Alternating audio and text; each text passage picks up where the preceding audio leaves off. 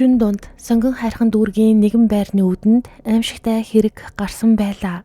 Цагдаа нарыг очих үед байрны үүдэнд нэгэн эрэгтэй хүн хөдөлгөөнгүй хэвтэж байсан. Тэрээр хар малгай, хар юутантай цамц, цагаан ирээн күртэг өмссөн байжээ.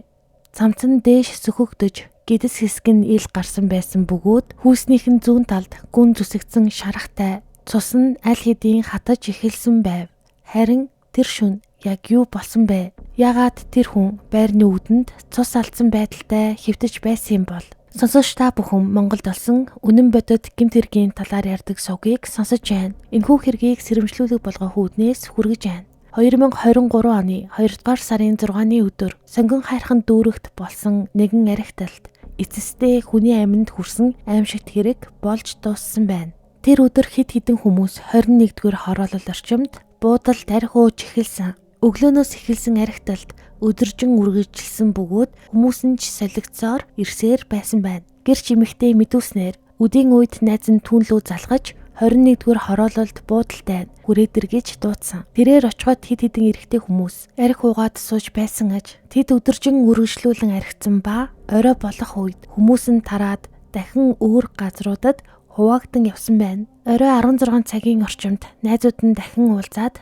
дахин нэг шил арх уугаад хэсэг суцгаажээ. Ингээд үүнээс хойш шүн дунд дөхөх үед эмэгтэйг толгойт орчим руу хүргэж өгөхөөр болсон. Ингээд шүн дунд гэрч эмэгтэйг толгойт орчим руу хүргэж өгөхөөр болсон байна. Хүргэж өгөхөөр болсон хүмүүс нь талигаач болон тухайн газарт байсан 2 залуу ингээд нийтдээ 3 эмэгтэйг хүргэж өгөхөөр болоод нэгэн байрны гадаа хурж ирсэн. Эмэгтэй машинаас буухдаа тухайн 3 залууд хэлэхдээ би удахгүй гараад ирээ, төр хүлээж байгаарай гэж хэлээд тухайн байр руу оржээ.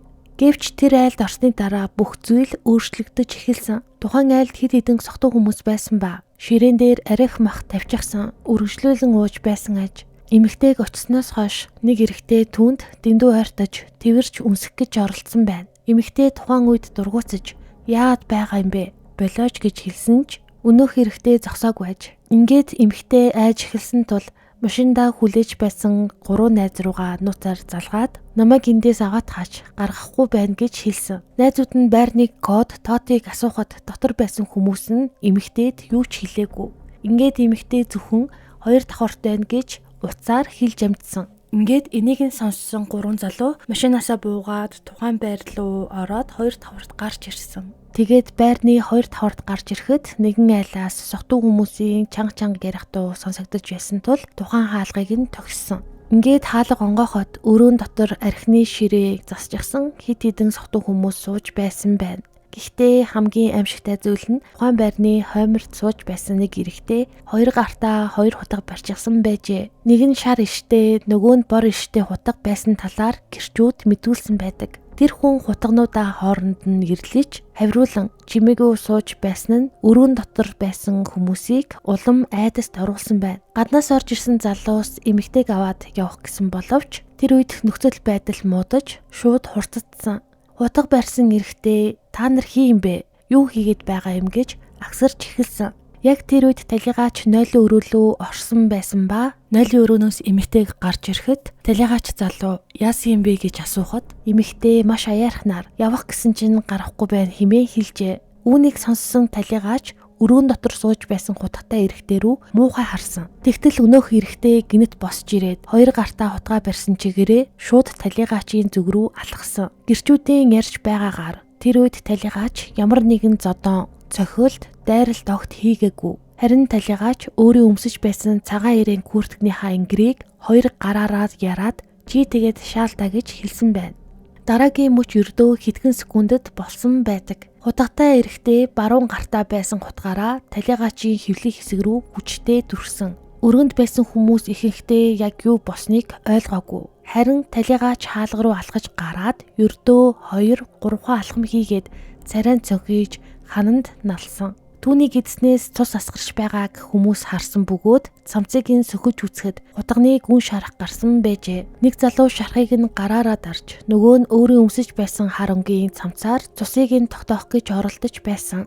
Гэвч талигаач хэдхэн секундын дараа дээш харан орцны шалан дээр ухаан алдан унсан. Ингээд талигаачийн найзууд болон тухайн газар дэсэн эмэгтэй бүгдээрээ сандраад орцноос гүйж гараад эргэн тойронд байгаа хүмүүст хандаж энэ газрын хаяыг хилээд өгөөч хүн хутгал уулзглаа гэж ойрлсон байна.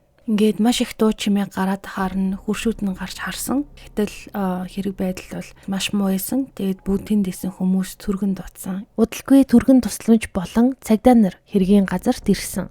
Гэвч эмч нарыг очиход талигач аль хэдийн нас барсан байжээ. Харин цагдаа нарыг очих үед цамцан дээш сөхөгдөн хөвлийн хэсэгт нь гүн хутганы шарах үүсэж цус нь хатаж эхэлсэн байдалтай байжээ. Удалгүй цагдаа болон шинжээчид хэргийн газарт үзлэг хийж эхэлсэн. Талигач сонгоо архан дүүргийн нэгэн байрны үүдэнд дээшээ харсан байдалтай хөдөлгөөнгүй хэвтэж байсныг зургаар баталгаажуулж авсан.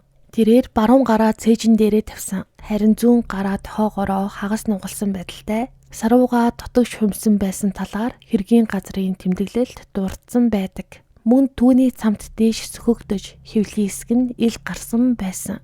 Хамгийн аимшигтай нь хүүснийхэн зүүн дээд хэсэгт ойролцоогоор 8 орчим сантиметрийн зайд гүн зүсэгдсэн шарах байсан ба шархны хэсгээс өөхөн ид ил гарсан байдалтай байжээ. Шархны орчимд хатаж эхэлсэн цус мэт улаан хүрэн өнгийн зүйл тогтсон байсан бөгөөд цус нь зүүн гуй болон ташаа хэсгээр нь урсаж өмдний гадна талаар хатсан байдалтай байсан. Шинжээчид тухайн газрын дүр зургийг бүхэлд нь гэрэл зургаар баримтжуулан аван хэргийн газрын үзлэгийн тэмдэглэлд хавсаргасан байна. Хэргийн дараа талигачид шүүх эмнэлгийн задлан шинжилгээ хийсэн. Шинжилгээний дүгнэлт үнэхээр аимшигтай гарсан юм. Талигачийн хөвлийн зүүн хэсэгт орсон ганцхан хутганы шарах зүгээр нэг гадаргуугийн гэмтэл байгаагүй. Тэр хутга хөвлийн хүндээ рүү гүн нэвтэрч дотор эрхтнүүдийг ноцтой гэмтээсэн байжээ. Тодруулбал чацархай болон зүүн бөөрийн орчимд байрлах гол судас мөн доод хүндийн вен гэмтсэн байсан нь тотоогдсон.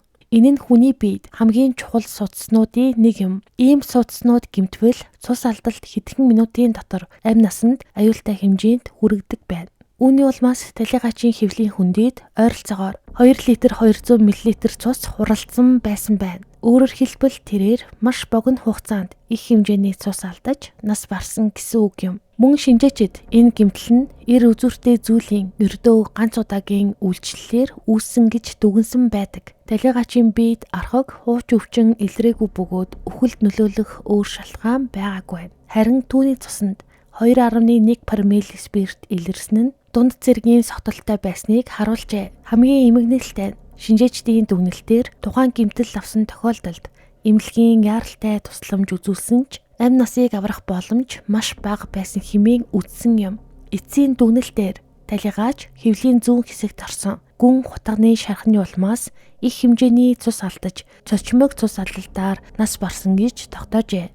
Хэргийн газрын үзлэгийн үеэр мөрдөгчд тухайн айлд байсан 2 хутганд шинжилгээ хийсэн. Гэрчүүдийн мэдүүлсэнчлэн хэрэг гарах үед сэжигтэн 2 гартаа 2 хутга барьсан байсан бөгөөд тэдгээр хутгыг эд мөрийн баримтаар хураан авсан. Эхний хутга нь 26 см-ийн урттай шарангийн хуванцар ирштэй байсан. Түүний төмөр ир буюу ажлын хэсэг нь 14 см, бариул хэсэг нь 12 см-ийн урттай байжээ. Харин 2 дахь хутга нь бор хүрэн өнгийн модон иштэй нийт урт нь 28 см байсан бөгөөд эртний хэсэг нь 15.5 см, бариул нь 12.5 см-ийн урттай байсан байна. Өөрөөр хэлбэл аль аль нь галтгоонд хэрэгэлдэг энгийн хутга мэт харагдавч хүний биед аминд хүрэх хэмжээний гүн шарах учруулах үйс урт эрттэй байсан гэсэн үг юм.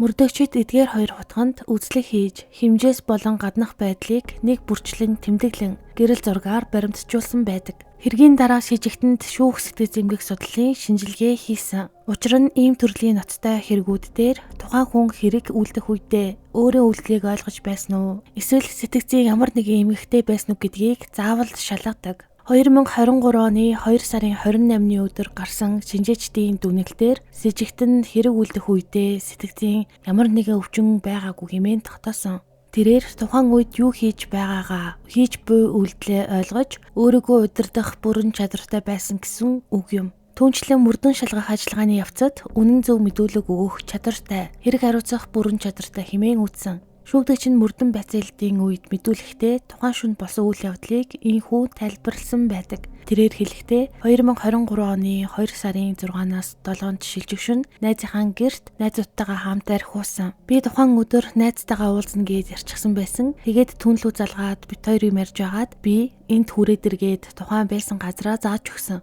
Такси бариад ирэхэд нь би таксины мөнгө өгөхөр гарсан. Машинд үл таних 3 залуу байсан. Ингээд түүнийг аваад гэрлөө орсон. Бид нар арх ууж байхад манай нэг найз тасраад жижиг өрөөнд ороод унтсан. Тэгээд манай найз эмэгтэй явна гэхээр нь би төр байж байгаад явчих гэхэд явна гээд хүнлөө уцаар ярьсан. Удалгүй гэрээ хаалгыг чангаар нүдээд хаалгаа тайлгээд исэн. Манай найз цагдаа дуудлага өгсөн боловч гэрээ хаягийг нь мэдэхгүй тодорхой зааж өгч чадаагүй. Бид нэр тухайн үед мах идэж байсан. Хаалга нүдэд харна онгойлоход 3 залуу орж ирээд яагаад хүүхэд гарахгүй байгаа юм бэ энтергээд байсан. Намайг гүд рүү очиход амь хохирогч залуу чи яах гээд байгаа юм? Наад утгаараа шаавалшаа гэд ингрээ яраад хүрээд ирэхээр нь би бор онгийн иштэй утгаар нэг удаа хэвлийн хэсэгт нь хутгалаад түлхээд гэрээс гаргаад хаалгаа цойжилсан. Болсон үйл явдалд харамсаж гимшиж जैन хэмээн дараах мэдүүлгийг өгчээ. Хэрэг мөрдөн шалгагдаж бүх нотлох баримтуудыг шүүх хуралдаанд нэг бүрчлэн хилэлцсэний дараа шүүх эцсийн дүгнэлтээ гаргасан. Шүүхийн үзэж байгаагаар тухайн шөнө болсон үйл явдлын улмаас шүүгдэгч сотурсан үедээ талигачийн хэвлийн тус газарт нь хутгалж амь насыг нь хохироосон нь бүрэн нотлогдсон хэмээн үүссэн. Ингээд энэ хэрэгт шүүхийн шийдвэр гарч шүүгдэгчийг эрүүгийн хуулийн 11-р зүйлээр буюу хүнийг алах гэмт хэрэг үйлцэн хэмээн буруутайд тооцож 10 жилийн хорих ялыг оноосон. Энэхүү ялыг хаалттай хорих байгууллагад эдлүүлэхээр шийдвэрлэж урд нь цагдаа хоригдсон 78 хоногийг ялд нь оруулан тооцжээ. Хохирлын хувьд оршуулгын зардал бүрэн төлөгдсөн бөгөөд ажилгүй байсан хугацааны 2.4 сая төгрөгийг амь хохирогчийн ар гэрт гаргуулж олгохоор шийдвэрлсэн байна. Ийм нэгэн харамсалтай хэрэг тухайн үед гарч байсан байна. Архитан согтуурч нэгнийхээ амийг хөнөөсөн маш харамсалтай хэргийг та бүхэнд хүргэлээ. Тэгээд та бүхэнд манай сувг таалагдж байгаа бол сувгаа дагаарай. Тэгээ мөн үзсэн видеогоо лайклаад өгөрэй хэмээн хүсье. Ингээд дараагийн дугаараар уулзалтлаа. Түр баяртай.